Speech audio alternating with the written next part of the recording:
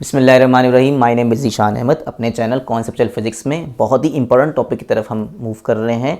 Student, इससे पहले वाले लेक्चर को आप ज़रूर देखें क्योंकि वो पार्ट 6 का ए था। अब हम पार्ट 6 के ए के बाद 6B को कंटिन्यू करेंगे, उसी टॉपिक का ये हिस्सा है। लेकिन पहले मैंने आपको पार्ट 6 के ए में कुछ बेसिस बताए जो graphical illustration of photo electric effect को अंडरस्टैंड करने के लिए बहुत ज़रूरी है।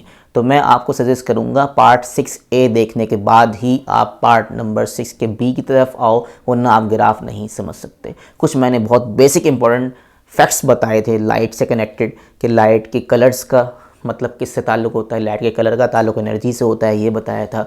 और लाइट की इंटेंसिटी का ताल्लुक़ उसके पावर से होता है जो कि वॉट्स में मेजर होती है। ये मैंने थोड़ी सी समरी बता दी। अब let's we are moving towards the graph. Photo electric effect के 3-4 ग्राफ्स हैं यहाँ जो मेन ग्राफ्स हैं, ठीक है, जो हम कंक्लूड कर सकते हैं अपनी टॉपिक की समरी को बताने के लिए। वो कुछ ग्राफ्स यहाँ नज़र आ रहे हैं। सबसे पहले वाले ग्राफ में हम बात करेंगे, जो आप गौर से देखें, थोड़ा सा अगर जूम करें तो मैं यहाँ पर पहला ग्राफ डिस्कस करूँगा जिसमें हमारे pass on x axis frequency of the light source है। और अगर आप इस तरह जा रहे हैं तो लाइट की फ्रीक्वेंसी क्या है, बढ़ रही है। 100 हर्ट्ज से 200 है, 300 है, 350। इस तरह लाइट की ग्रेजुअली फ्रीक्वेंसी बढ़ रही है। ऑन द अदर हैंड, अगर आप ओरिजिन से ऊपर की तरफ जा रहे हैं, जैसे मैंने एरो ऊपर बनाया है, तो यहाँ पर लिखा हुआ है के मैक्स इलेक्ट्रॉन वोल्ट में। यूनिट का ध्यान रखें, फ्रीक्वेंसी हर्ट्ज में है और यहाँ के मैक्स जो है ये इलेक्ट्रॉन वोल्ट एनर्जी का यूनिट होता है, कई बार बताया मैंने। इसका मतलब ये है कि ये के मैक्स है क्या, आपको बताया था कि हमेशा फोटो इलेक्ट्रिक इफेक्ट के पूरे टॉपिक के अंदर हमारे पास जो ऑब्जर्वेशंस बनती हैं उसमें हमेशा हम ये बोलते हैं कि we are measuring only the maximum kinetic energy of the ejected electrons. ठीक है, इसका मतलब ये है कि हम अगर एक ग्राफ सेट करें और हमारे पास 3 या 4 तरह की सोर्सेज ऑफ लाइट हैं, ठीक है, कुछ कम फ्रीक्वेंसी की हैं, कुछ ज़्यादा फ्रीक्वेंसी की हैं, तो आपको ये बात कई बार मैंने आपको ज़बानी बताई। अब हम उसको ग्राफ डिस्कस कर रहे हैं कि जैसे जैसे लाइट का फ्रीक्वेंसी बढ़ रहा है, जैसे यहाँ लिखा गया है लाइट की एनर्जी अगर ज़्यादा है तो फ्रीक्वेंसी भी ज़्यादा है, बट वेवलेंथ क्या है, कम है। ठीक है, इसका मतलब ये है कि जैसे जैसे लाइट की ग्रेजुअली फ्रीक्वेंसी बढ़ रही होती है या एनर्जी बढ़ रही होती है तो निकलने वाले जो फोटो इलेक्ट्रॉन्स की मैक्सिमम काइनेटिक एनर्जी है वो भी बढ़ेगी।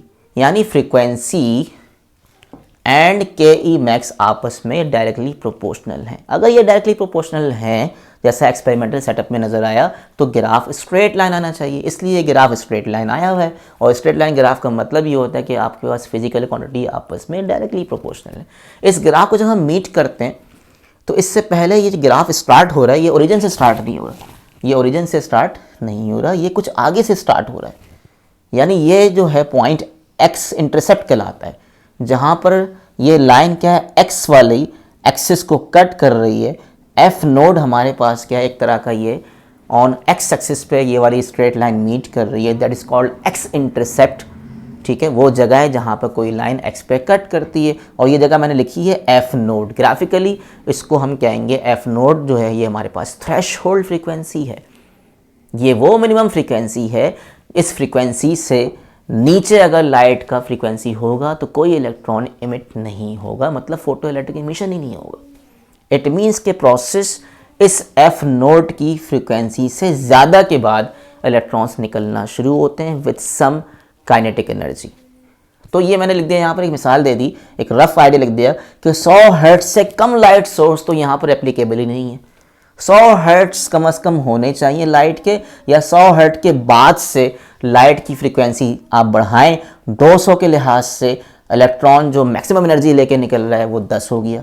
अब मैंने अगर लाइट सोर्स अगली वाली इस्तेमाल करी, फ़र्ज़ करें ये मेरे पास 200 हर्ट्ज की लाइट सोर्स है, फिर इससे बड़े लेवल की लाइट लेकर आया जो कि ज़्यादा फ्रीक्वेंसी की है, 300 हर्ट्ज, तो 300 के लिहाज से मैंने पॉइंट बी पे मेंशन किया। 300 की लाइन में आप जाएँ तो ये हाइट मिल रही है, मतलब energy of the light source is 20 electron volt. 300 hertz frequency ज़्यादा है तो energy of the maximum kinetic energy of the ejected electron भी ज़्यादा है। फिर मैंने 350 हर्ट्ज किया, 350 हर्ट्ज पे पॉइंट सी मिल रहा है, तो मेरे पास हाइट ऑफ द कर्व और ज़्यादा आ रहा है। मतलब अगर फ्रीक्वेंसी 350 पर है तो एनर्जी भी क्या कम नहीं है, वो भी 27 पे चली गई।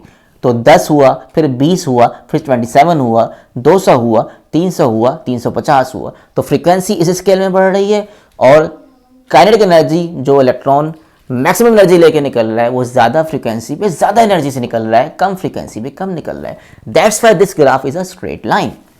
ठीक है, तो यहाँ तक हमारे पास ये पहला ग्राफ हमने कंप्लीट कर लिया। ठीक है, तो ये ग्राफ हमारे पास यहाँ तक हमने अपनी वीडियो का पार्ट नंबर 6 का बी एंड किया। जो पहला ग्राफ है इसको अच्छे तरीके से अपने पास नोट्स में लिख लें पॉइंट्स जो जो मैंने यहाँ पर हाईलाइट किए। ठीक है, यहाँ तक वीडियो को एंड करते हैं और अगले 2 ग्राफ जो हैं वो हम नेक्स्ट वीडियो की तरफ मूव करेंगे।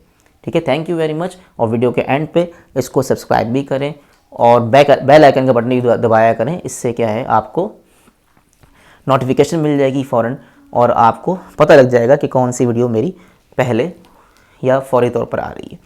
Thank you very much and अल्लाह हाफिज़।